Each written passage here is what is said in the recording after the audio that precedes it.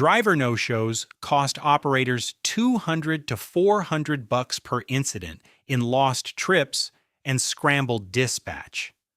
That's not counting the ripple effect, the member who misses dialysis, the facility that loses trust, the dispatcher who burns an hour trying to find coverage. Here's the thing about driver no-shows that most operators don't want to admit. They're not random. There's a pattern. And once you see the pattern, you can actually fix it instead of just hoping your next hire sticks around longer than 3 months. The real problem isn't that drivers are unreliable. The real problem is we treat driver retention like it's a hiring issue when it's actually an operations issue. You hire someone, throw them on the hardest routes, give them a 15-year-old van with a check engine light, and wonder why they disappear after 2 weeks. Let me break down the 3 biggest reasons drivers no-show and what you can actually do about each one. First reason, route complexity without proper training. You've got a new driver trying to figure out a 12-stop leg A route with handwritten directions and a GPS that hasn't been updated since Obama was president. They spend 45 minutes lost in a medical complex parking garage, miss 3 pickups, and decide this job isn't worth the stress. The fix isn't better drivers, it's better route documentation. Every route needs turn-by-turn notes written by someone who's actually driven it. Parking instructions, facility contact numbers, which entrance to use. The 6 a.m. Berkshire Commons route shouldn't be a mystery that each new driver has to solve from scratch. Second reason, vehicle reliability issues.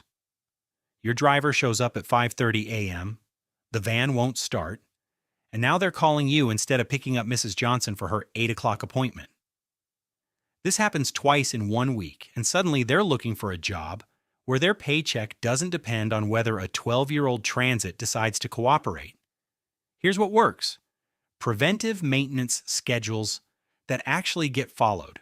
Not just oil changes, brake inspections, tire rotations, battery checks, and backup vehicles. If you're running 8 routes, you need at least 2 backup vehicles ready to go.